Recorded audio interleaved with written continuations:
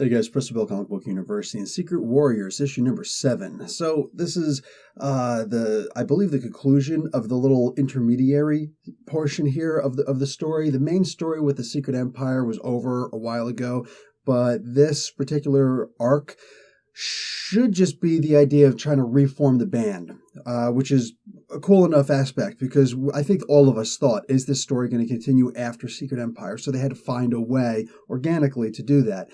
The way they're going to do that is with the Dark Beast storyline. Did I just say Dork Beast? That kind of works, actually. The idea here is that they got to figure out what's going on with the whole Karnak son thing, because he's not going to tell anybody, and then move forward. But Daisy did first have to also get her revenge on Deadpool, and she was actually about to kill Deadpool. I know it sounds odd, right? Deadpool die? Well, if you read the story, you know what I'm talking about. If not, guys, read the story. It was not...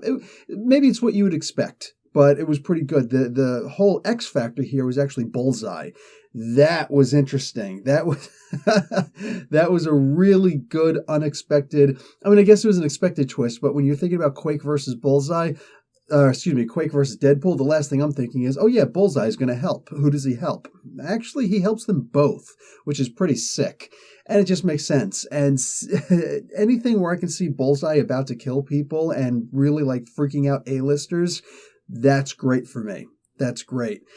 The exchange here between Karnak and Lunella, there were a couple of them, makes me say that I would actually accept it if this comic were to be scrapped for a Lunella and Karnak team up. You know, like a Marvel 2-in-1, one of those. Oh, these two are just so perfect together. They're just great.